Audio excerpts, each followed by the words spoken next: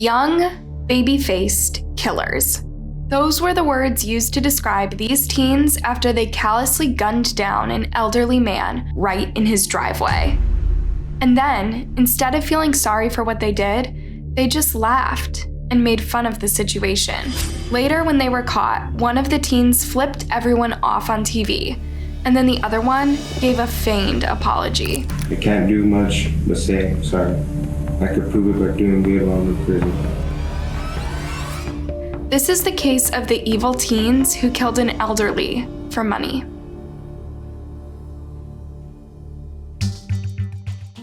Stephen Gerecke, or Steve as he was popularly known, was described by many as a kind, caring, down-to-earth guy who loved riding motorcycles and bartending. He lived in Albuquerque, New Mexico, and was a loving and tender husband to his wife of 23 years, Venita. Steve was also super close with his daughter, Heather, who described him as a fun-loving dad who had a crazy sense of humor and was always playing practical jokes. Heather recalled how when she was a kid, Stephen would dress up as a clown and juggle for them, trying to fool them into believing that it wasn't him. Heather said that she and her dad had shared a love for music and that he enjoyed listening to the band Grateful Dead and loved attending the Telluride Blues and Brews Festival. But the thing that made Steve stand out was his love for people. He had worked as a bartender for 25 years in the same bar. He loved his job and always wanted to see everyone having a good time. Always wanted to have a good time, always wanted his coworkers and his patrons to have a good time. On the evening of June 25th, 2015, Steve was going to the bar as usual to start his shift, and his wife Venita said that she kissed him goodbye, told him that she loved him, and wished him a fun night. That was the last time she would ever see her husband alive again. At around 3 a.m. the next morning, one of Stephen's neighbors called the police to report a loud noise that he had heard coming from outside his home. He told the dispatcher that the noises sounded a lot like gunfire, and that he thought he heard someone crying out in anguish, and he suspected that it was his neighbor. The police arrived at the scene moments later and found Stephen lying in his driveway with multiple gunshot wounds. This body cam footage shows how the officers reacted when they got to the scene. You can see them scouring the area of the incident and talking to a man who they found sitting on a curb. On to this street, and that's when we saw the guy just laying right there, and then you guys pulled in both ways. The man told the police that he saw a Honda driving away from the scene quickly. The firefighters tried everything they could do to save Stephen, but he was already gone.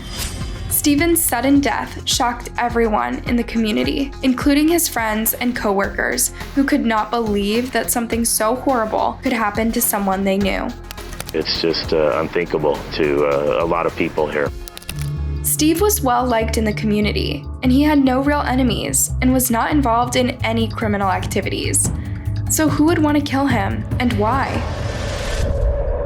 Police believed that Stephen was coming home from work that early morning when he caught some intruders leaving his home. When he tried to confront them, the burglars fired 3 times at him before fleeing in a stolen car. And to add to this tragedy, Stephen's wife was actually home when this happened and probably witnessed her husband being murdered. The body cam footage from the police shows the officers going inside the house to talk to her. She told them that she was asleep when the thieves broke in and stole her purse and other items in the house. Ma'am, which part of the house was your purse in that they would have taken? I just need you to kind of point it out to me. It was just sitting here. Okay. Investigators believe that the burglars used a garage door opener they found in Venita's car to get inside the house. Venita's handbag and purse were later found strewn outside the house with her credit cards missing. Shockingly, this was actually not the first incident of its kind to happen that day. Earlier that evening, police had received multiple calls of burglaries happening in the area. One man had even been shot at when he caught a group of intruders in his home trying to steal his TV. Luckily, the man was not injured, but the intruders made off with his cell phone, credit cards, and keys. Could these be the same people that had killed Steve?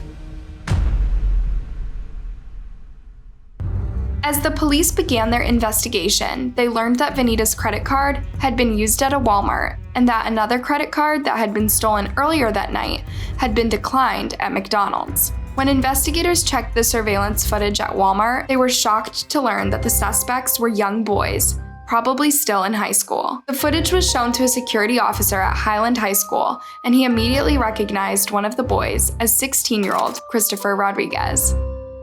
The guard told the detectives that Christopher and 5 of his friends had actually been connected to a stolen vehicle in May of that year. On July 9, 2015, 16 boys ranging in age from 14 to 17 years were arrested in connection with Stephen's murder.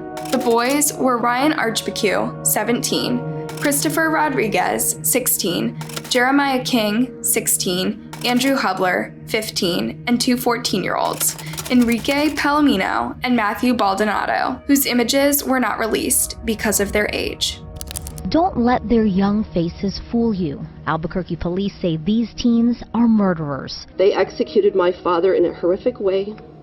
My dad didn't deserve this. Heather Alter's dad, Steve Gerecke, was killed 2 weeks ago. Investigators say he was shot to death in his own driveway after these boys burglarized his home. Jeremiah King, Christopher Rodriguez, Ryan Archibek, and Andrew Hubler will be charged as adults, Enrique Palomino and Matthew Baldonado as juveniles. The oldest is only 17, the youngest 14. When news broke about the ages of these suspects, everyone was just stunned. How could such young boys be involved in such a horrible crime? And where were their parents or guardians? Stephen's daughter, Heather, said in a press conference that she blamed the parents for everything. I want to address the parents of these animals. Where were you? Why did you let your children run the streets at 3 a.m.? Like I always say to my children, nothing good happens after 10 o'clock. I hold you, the parents, responsible. Just know a tsunami is coming. Thank you. And she's not actually the only one. The mayor also said that the parents should be held responsible because they failed to do their jobs. These kids aren't out committing these crimes without somebody out there promoting them to do that, in my opinion. The police even considered opening charges on the parents for letting their kids roam the streets in the middle of the night. It emerged that one of the 6 suspects, 17-year-old Ryan, was actually the only one that was still in school, had a job, and did not have a criminal record. The others, including the 2 14-year-olds, had previous run-ins with the police for burglary, stealing, and running away. A number of them were also said to have abusive and neglective parents. A neighbor who knew one of the teens, Andrew Hubler, said that the teen and his friends would be out at all hours of the night, causing trouble. I saw him a couple times try my door, and I came around the corner, said, "What are you doing?" and then took off running.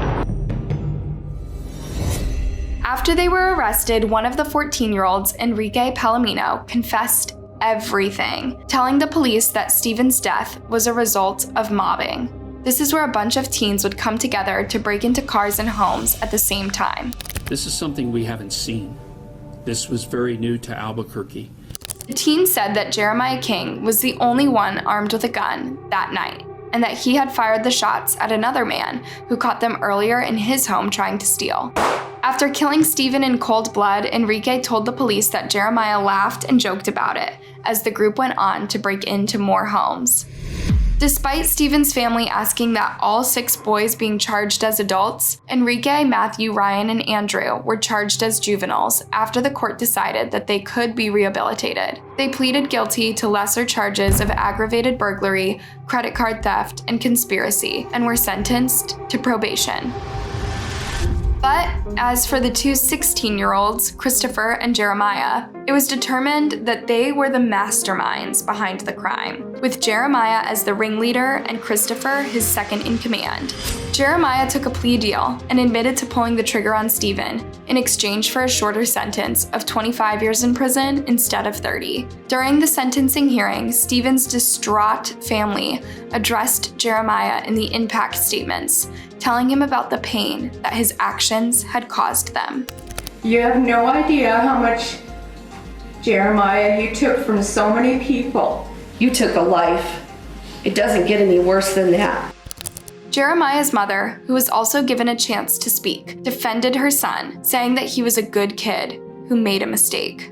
Jeremiah is a good moral character. I realize it might be hard to believe that given the circumstances, but it's true nevertheless. When it was his turn to speak, Jeremiah apologized to Stephen's family and promised to change his ways while in prison. But as it would later emerge, those were just empty promises, and Jeremiah's troubles with the authorities were far from over.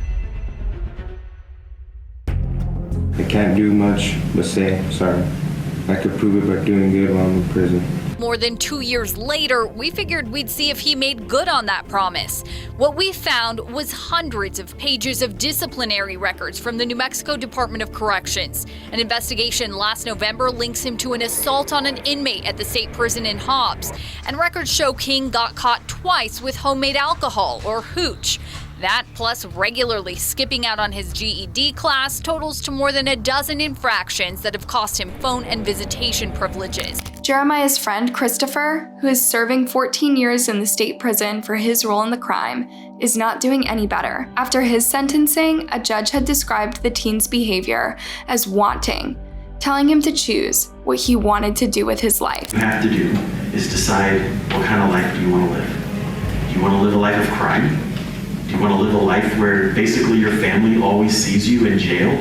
But unlike Jeremiah, Christopher never really promised to change. In fact, he was actually captured on camera giving everyone in the court the middle finger. While in prison, Christopher was caught on camera again, joining a group of 4 guys to beat another inmate in a second-floor prison cell. The footage shows the teen quickly getting out of the cell afterwards and jumping down the stairs. He was later moved up to a level 6 at the prison, which is considered to be the worst hell for prisoners. What do you think about this case? Do you think the parents are to blame for how these teens turned out?